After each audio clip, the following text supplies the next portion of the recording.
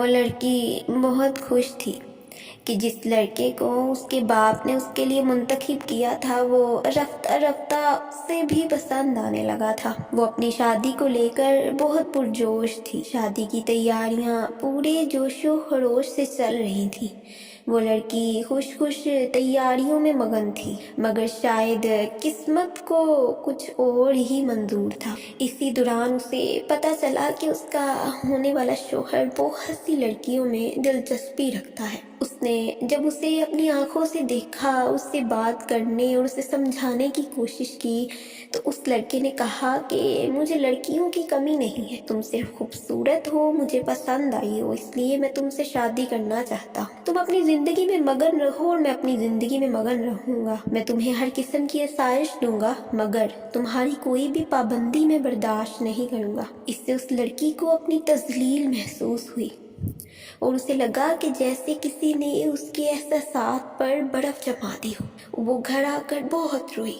اس نے اپنی ماں سے بات کرنے کی کوشش کی۔ جب اس کی ماں نے اس کے باپ سے یہ مسئلہ ڈسکس کیا تو اس کے باپ نے کہا کہ اگر تم نے یہاں پر شادی نہ کی تو میں تمہیں اپنی جائیداد سے آگ کر دوں گا، کیونکہ اس لڑکے کا معاشرے میں ایک رتبہ ہے، اس لیے تمہیں اسی سے شادی کرنی پڑی۔ یہ سن کر وہ لڑکی اور بھی زیادہ رونے لگی اور اس نے گھر چھوڑنے کا فیصلہ کر لیا۔ جب اس نے گھر چھوڑا تو اسے ایک لڑکے کا پتہ، وہ نوجوان پھلوں کا تاجر تھا، بہت ہی خوبصورت نوجوان تھا۔ اس نے اس کو نکاح کا پیغام بھجوایا۔ اس لڑکے کا اس دنیا میں کوئی بھی نہیں تھا۔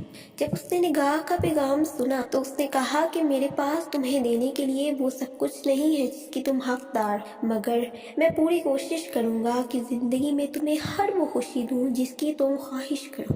یہ سن کر اس لڑکی نے نکاح کے لیے ہاں کر دی۔ اسی دوران اس کا سابقہ منگیتر دوبارہ اس سے ملنے آیا۔ اس نے کہا کہ تم آسائشوں والی زندگی چھوڑ کر یہ زندگی گزارو گی۔ اس نے اسے بہکانے کی بہت کوشش کی، مگر اس نے اپنی عزت نفس پر پیسے کو ترجیح نہ دی اور اسی عام سے پھلوں کے تاجر سے شادی کر۔ بہت دیر بعد جب اس کے باپ کو احساس ہوا کہ اصل خوشی تو میری بیٹی کی خوشی تھی، تو اس کا باپ بھی اس سے رضامند ہو گیا اور اس کے شوہر کو اپنے کاروبار میں شریک کر لیا۔ تو جب بھی کبھی آپ کو اپنا شریک حیات منتخب کرنے کا کوئی بھی موقع ملے تو ہمیشہ اپنے لیے ایک ذمہ دار اور باوفا شخص کا انتخاب یہ سب چیزوں سے بڑھ کر ہے۔